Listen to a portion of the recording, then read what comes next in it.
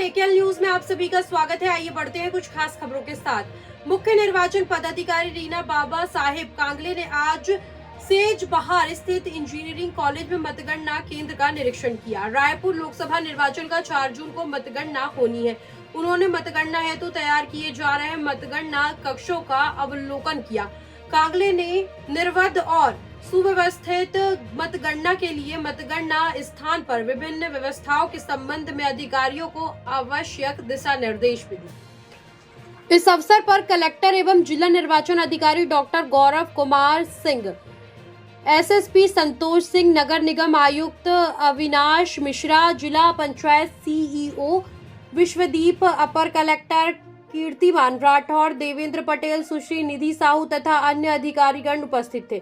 मुख्य निर्वाचन पदाधिकारी रीना बाबा साहेब कांगले ने जिले में विधान सभागार, मतगणना कक्षों, उम्मीदवारों एवं उनके गणना अभिकर्ताओं की बैठक व्यवस्था, प्रवेश पास, सीसीटीवी कैमरों के माध्यम से मॉनिटरिंग, मतगणना के दिन वीडियोग्राफी, सुरक्षा व्यवस्था, बैरिगेटिंग, डाक मतपत्रों तथा वीवीपैट पर्ची की गिनती की व्यवस्था, उद्घोषणा स्थल का इत्यादि का जायजा लिया। उन्होंने बताया कि मतगणना हॉल में mobile phone, iPad, laptop, smart watch, camera एवं अन्य इलेक्ट्रॉनिक उपकरण प्रतिबंधित रहेगा। मीडिया प्रतिनिधि मीडिया सेंटर मोबाइल ले जा सकते हैं। उन्होंने मीडिया प्रतिनिधियों को छोटे छोटे समूहों में मतगणना कार्य का अवलोकन कराने के लिए दिशा निर्देश दिए हैं।